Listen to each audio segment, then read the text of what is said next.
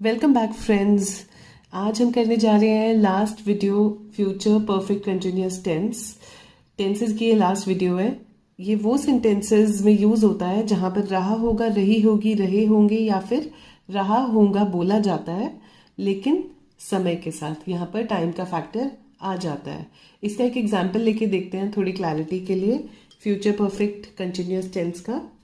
I will have been working for 3 hours tomorrow. I will have been working for 3 hours tomorrow. यहाँ पर हमने देखा कि will और have भी आया, जैसे मैंने आपको फ्यूचर परफेक्ट टेंस के अंदर बताया था।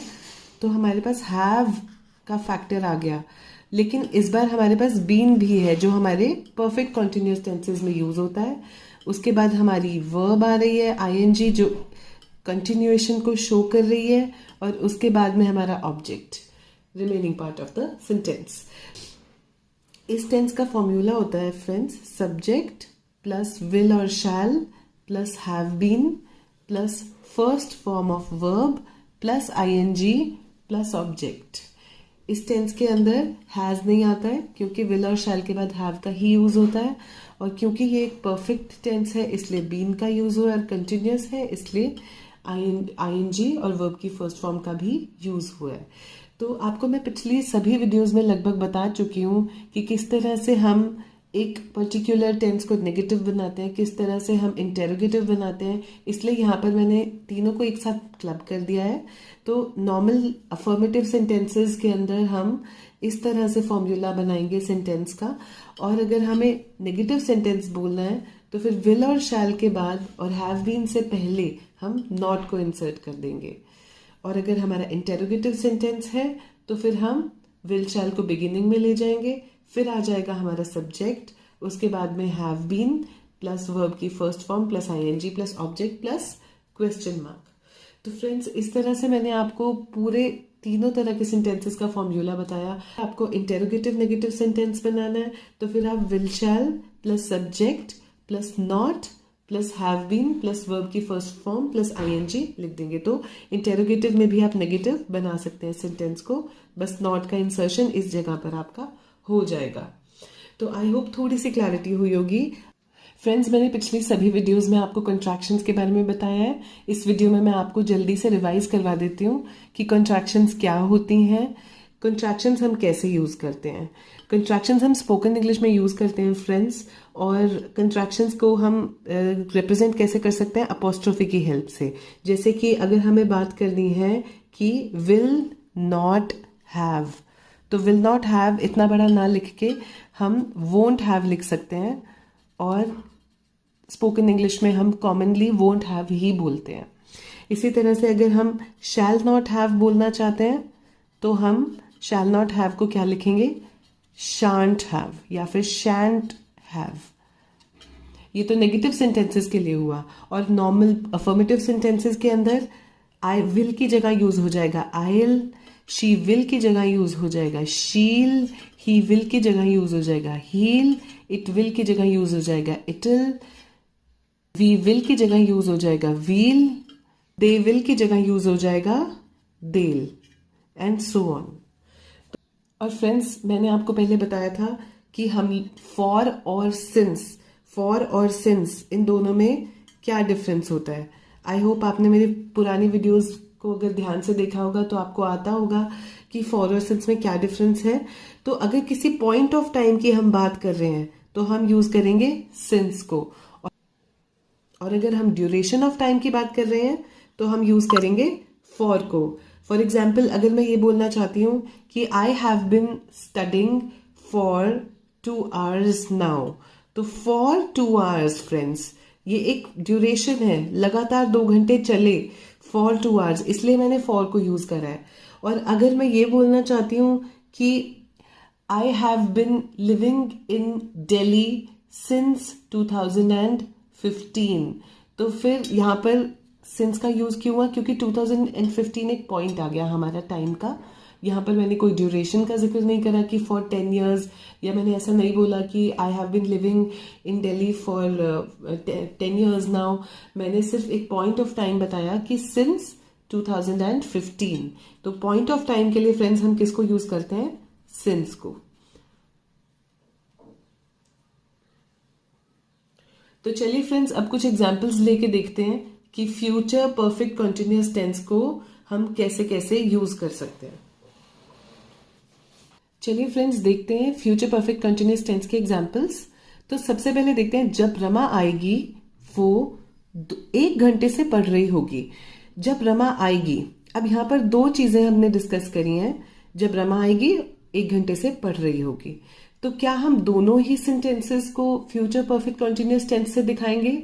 अगर आपने मेरे पिछले वीडियोस देखी हुई हैं तो आपको पता होगा कि हम दोनों को फ्यूचर परफेक्ट से शो नहीं करेंगे। सिर्फ जो हमारा पहले काम हो रहा है वो 1 घंटे से पढ़ रही होगी, उसको हम फ्यूचर परफेक्ट कंटिन्यूअस टेंस की हेल्प से लिखेंगे। लेकिन जब रमा आएगी वो एक बाद में होने वाला एक्शन है, उसको हम सिंपल प्रेजेंट टेंस की हेल्प से लिखेंगे। आइए देखते हैं कैसे। She'll have been studying for 1 hour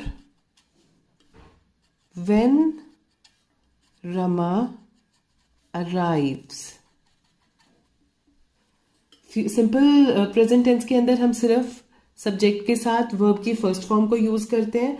बहुत ही सिंपल है, इसलिए हमने यहाँ पर दोनों सेंटेंसेस को, दोनों एक्शंस को अलग अलग तरह से शो किया है। She'll have been studying for 1 hour when Rama arrives. अब अगर हमें इस सेंटेंस को नेगेटिव में बनाना है तो हम कैसे रिप्रेजेंट करेंगे उसे? नॉट का इंसर्शन करेंगे। She'll not have been studying for 1 hour when Rama arrives. मैं आपको स्पेशली अलग से नहीं मेंशन करके बता रही हूँ नेगेटिव और इंटेरोगेटिव, क्योंकि हम कर चुके हैं पहले। अगर इसी सेंटेंस को हमें इंटेरोगेटिव बनाना है तो will she have been studying for 1 hour when Rama arrives, last में क्वेश्चन मार्क। और इंटेरोगेटिव नेगेटिव के लिए will she not have been studying for 1 hour when Rama arrives. तो इस तरह से हम इस सेंटेंस को तीनों तरह से देख सकते हैं। नेक्स्ट चलिए सेंटेंस पर, मैं ऑफिस जा रही हूं, मैं 8 बजे तक काम कर रही हूंगी। तो यहाँ मैं ऑफिस जा रही हूँ एक प्रेजेंट कंटिन्यूअस टेंस है। ये मैंने इसलिए लिखा ताकि मैं आपको ये बता सकूं कि ये जो फ्यूचर परफेक्ट कंटिन्यूअस टेंस होता है फ्रेंड्स, इसको हम यूज करते हैं उन सेंटेंसेस को दिखाने के लिए जिनके साथ टाइम एसोसिएट हो जाता है। टाइम कैसे एसोसिएट हो जाता है कि फ्यूचर में कोई काम अगर लगातार हो रहा होगा और वो काम प्रेजेंट में शुरू हुआ है, चाहे वो पास्ट से शुरू हुआ है, लेकिन वो कंटिन्यूएशन में चलना चाहिए, तो उस टेंस को रिप्रेजेंट करने के लिए हम यूज करते हैं future perfect continuous tense. Timeline की हेल्प से हम इसको समझ सकते हैं फ्रेंड्स। तो देखिए, सपोज ये कोई टाइमलाइन है हमारी जिसमें कोई काम हमारा पास्ट में शुरू हुआ है, प्रेजेंट यहां पर है और ये रहा हमारा फ्यूचर। तो वो काम अगर पास्ट में शुरू हुआ है और फ्यूचर तक चल रहा होगा तो हम फ्यूचर परफेक्ट कंटिन्यूअस टेंस को यूज करेंगे। या फिर कोई काम प्रेजेंट में शुरू हुआ है, जैसे कि इस एग्जांपल में मैं बोल रही हूँ कि मैं ऑफिस जा रही हूँ, तो मैं ऑफिस अभी जा रही हूँ और मैं 8 बजे तक काम कर रही हूंगी। तो सपोज फ्यूचर में 8 बजे, यहाँ पर 8 बज रहे हैं, मैं 8 बजे तक काम कर रही होंगी, तो मैं उसको फ्यूचर परफेक्ट कंटिन्यूअस टेंस की हेल्प से एक्सप्रेस कर सकती हूँ। तो चलिए देखते हैं। I am going to my office. मैं ऑफिस जा रही हूं। I will have been working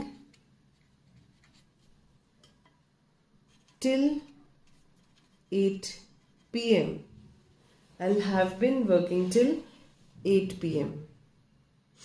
next sentence देखते हैं। अगले रविवार इस समय, मतलब नेक्स्ट संडे, अगर हम इस समय अगले संडे की अभी से बात कर रहे हैं, फ्यूचर वाले संडे की अभी से बात कर रहे हैं, तो हमें यहाँ रहते हुए 5 साल हो जाएंगे, मतलब हम 5 साल से यहाँ रह रहे होंगे, अभी भी रह रहे हैं, तो इसलिए वो काम कंटिन्यूएशन में है, तो इसको हम फ्यूचर परफेक्ट कंटिन्यूअस टेंस की हेल्प से दिखा सकते हैं। तो चलिए देखते हैं इसको कैसे दिखाएंगे। At this time next Sunday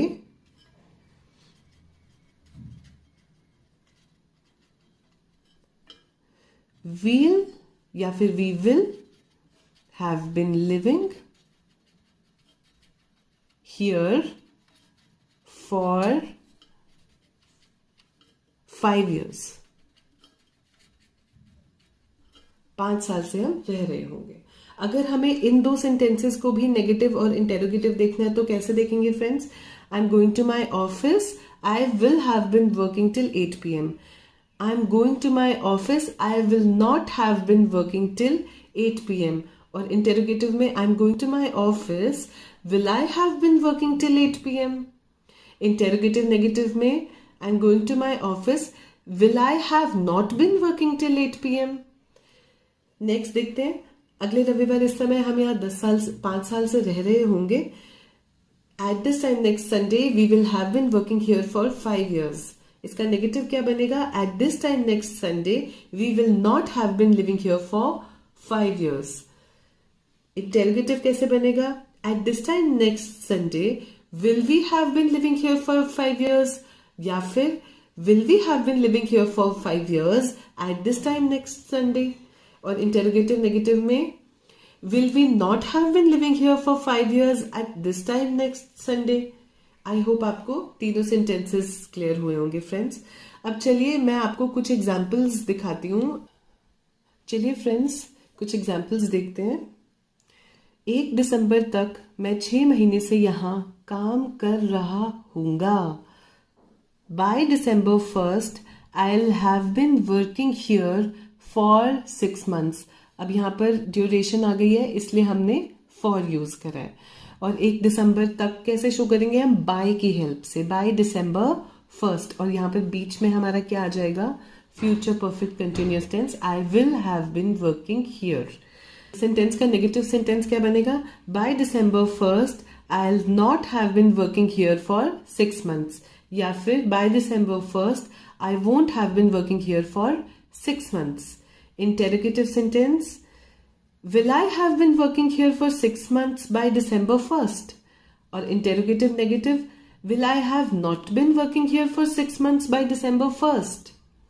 Next sentence देखते हैं, जब वह रिटायर होगी वह यहाँ 40 साल से काम कर रही होगी।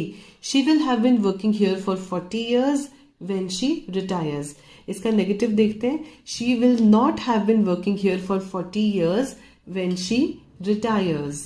इसका इंटेरोगेटिव देखते हैं, will she have been working here for 40 years when she retires। Interrogative negative, will she not have been working here for 40 years when she retires? Question mark. Next देखते हैं, 2020 तक मैं 10 साल से पढ़ा रही होंगी। By 2030 I will have been teaching for 10 years। Negative देखते हैं, by 2030 I will not have been teaching for 10 years। और इंटेरोगेटिव क्या बन जाएगा? Will I have been teaching for 10 years by 2030? Interrogative negative, will I not have been teaching here for 10 years by 2030? अब next sentence देखते हैं, ऋतु उसका 8 बजे से इंतजार कर रही होगी जब वो आएगा। तो फ्रेंड्स इस सेंटेंस का अफर्मेटिव, इस सेंटेंस का नेगेटिव, इंटेरोगेटिव और इंटेरोगेटिव नेगेटिव, ये चारों सेंटेंसेस आप खुद बनाइएगा, खुद ट्राई कीजिएगा और मुझे मैसेज करिएगा, कमेंट करिएगा अगर आपको समझ में नहीं आता होगा तो। So friends, thank you for watching this video. Please like, share and subscribe to my channel. Bye bye.